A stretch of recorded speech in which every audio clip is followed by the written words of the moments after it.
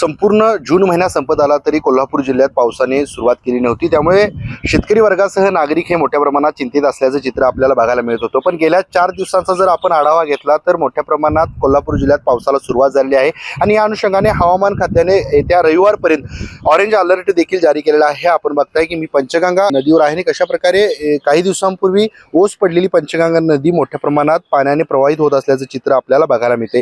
खरं बघायला गेलं तर शहरासह ग्रामीण भागातही पावसाने जोर कायम दिलेला आहे। धरणांच्या पाणलोट क्षेत्रात मुसळधार पावसाची नोंद होत आहे।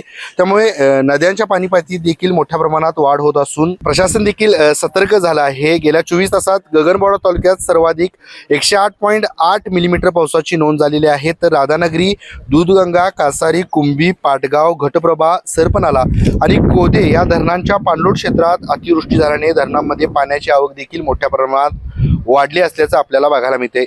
कोल्हापूर शहरातही गेल्या 24 तासात 9.7 मिलीमीटर पावसाची नोंद झाली असून जिल्ह्यातील 12 तालुक्यांमध्ये सरासरी 16 मिलीमीटर पाऊस झाला आहे। पंचगंगा नदीवरील राजाराम बंधाऱ्याची पाणीपातळी 12.5 फूट इतकी झाली असून नदीकाठच्या नागरिकांनी सतर्क राहण्याचे आवाहन देखील प्रशासनाच्या मार्फत करण्यात आलेले आहे। खरं बघायला गेलं तर अनेक दिवसांनी पाऊस आल्यानंतर बळीराजा देखील पेरणीच्या धांदलमध्ये असल्याचं आपल्याला बघायला मिळते। येत्या काही दिवसांमध्ये मुसळधार ते अतिमुसळधार पाऊस पडण्याची शक्यता हवामान खात्याने वर्तवली गेलेली असून अनावश्यक बाहेर फिरू नये असं देखील प्रशासनाने सांगितलेले आहे। केके न्यूज साठी व्हिडिओ जर्नलिस्ट सचिन वरेकर सह समीर मकानदार, कोल्हापूर। काय भरती नाही झाली तर फी परत? होय, अगदी बरोबर ऐकलत। आणि आम्ही फक्त आश्वासन नाही तर हमी देतो।